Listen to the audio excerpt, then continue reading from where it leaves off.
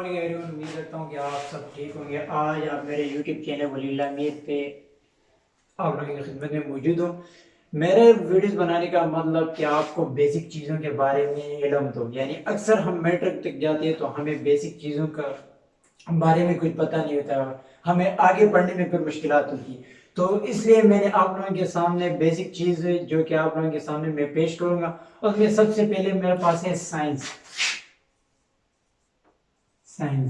مطلب جب بیسک چیز جو ہے وہ سائنس ہے۔ سائنس کیا چیز ہے؟ سائنس جو ہے یہ لیٹن ورڈ سائنس سے نکلا ہے، جس کی معنی ہے نالج اور نالج، یعنی نالج علم یا کسی چیز کو جاننے کو ہم کیا کہتے ہیں؟ سائنس کہتے ہیں۔ اور اس کی جو ڈیفینیشن ہے وہ ہے the knowledge which obtains observation and experimentation is called science۔ وہ نالج جو ہمیں ایکسپیریمنٹ، جو آبزرویشن اور ایکسپیریمنٹ کے ذریعے ہمیں ملے تو اسے ہم سائنس کہتے ہیں۔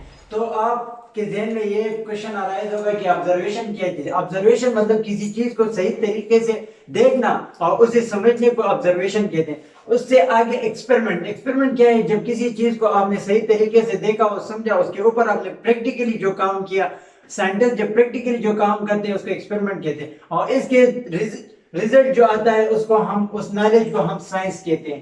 پھر سائنس جو گیا، اور اس سے آگے اس کے سائنس کے مین برانچ جو ہے وہ ہے فزیکل سائنس، ارتھ سائنس، اور ارتھ سائنس کے ساتھ ساتھ لائف سائنس۔ جب سب سے پہلے ہم آپ کو بتائیں گے فزیکل سائنس، فزیکل سائنس یعنی فزیکل سائنس وہ سائنس جس میں ان آرگینک ورلڈ یعنی آرگینک نیچر ورلڈ کے بارے میں اسٹڈی ہم فزیکل سائنس میں کرتے ہیں، یعنی اس میں اس کے پھر آگے قسمیں ہیں، اس میں کیمسٹری، فزکس اور اسٹرانومی۔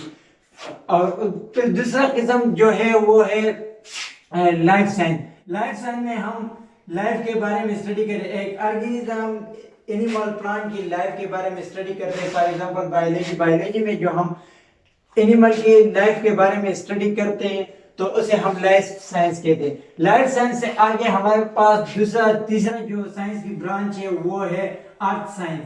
ارتھ سائنس مطلب اس میں ہم ارتھ اور ایٹماسفیئر کے بارے میں اسٹڈی ہم ارتھ سائنس میں کرتے ہیں، جس میں مطلب کہ ارتھ کیسے ریولیوشن کرتی ہے، مطلب ایک سن کے ارد گرد کیسے موشن کرتی ہے، اور دن رات کیسے ایک دوسرے میں تبدیل ہوتے ہیں، دن رات میں، اور اس طرح سال اور گرمی سردی کس طرح آتی ہے، اس کے بارے میں ہم ارتھ سائنس میں اسٹڈی کرتے ہیں۔ اور ایٹماسفیئر کے بارے میں اسٹڈی، یعنی ایٹماسفیئر کی کتنے لیئر، 5 لیئر ہے، ان کا ڈسٹینس فاصلہ کدھر سے کدھر تک، کون سی لیئر ہے، اس سب کے بارے میں ہم ارتھ سائنس کے بارے میں اسٹڈی کرتے ہیں۔ تو آج کا ٹاپک میرا سائنس اور اس کے جو 3 برانچ تھے۔ تو اگلی ویڈیو تک مجھے اجازت دیے، والسلام۔